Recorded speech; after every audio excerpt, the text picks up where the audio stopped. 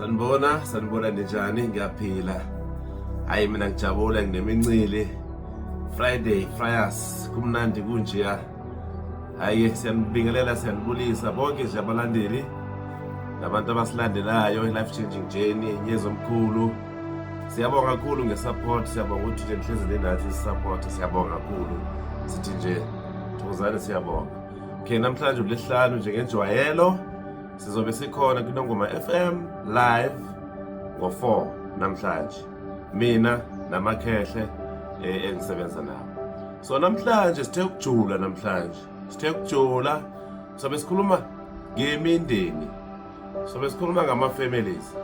Le ithinta wonke umuntu ngoba nawe njoba ulapho la ukhona une-family, une-surname, unesibongo, unezithakazelo zakini.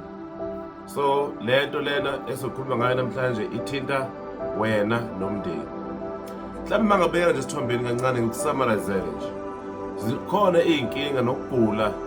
Kathande kuba kuningi osokulandela okusuka efamilini.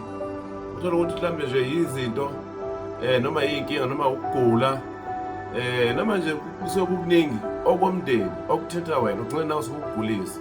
Noma mhlawumbe izinto okumele uyilungise ezakini. Noma mhlawumbe wena ezuzaliwe wazala kulomndeni, mhlawumbe waphathiswa, mhlawumbe unesiphiwo, mhlawumbe kwale nhlahla usukuyiphela njengamanje kodwa akusahambi kahle, izinto zakho ziyabheda, usuno stress, no depression, usuno anxiety, usuno PTSD, sekukuningi, usuyaphuza, usuyisidakwa, usudla ama-drugs, uyaboshwa, uneyinkinga nje, ma-relationship uyabheda, umshado uyadivorce, semsebenzini uneyinkinga, uney'kweletu, amashonisi uyagembula, akulungi lutho.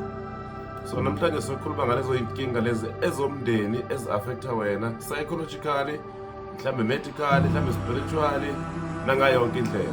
Ukuthi lezi inkinga zikanjani, zivela kanjani, ubonakala kanjani umuntu walezi inkinga, futhi ungasizakala kanjani.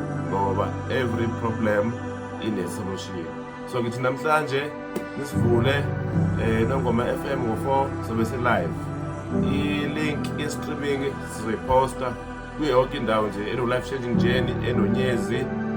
Nizoyithola, nisilandele, tune in, nisupporte, niqhubeke njalo, nime njalo, siyabonga. Amen, thokozani.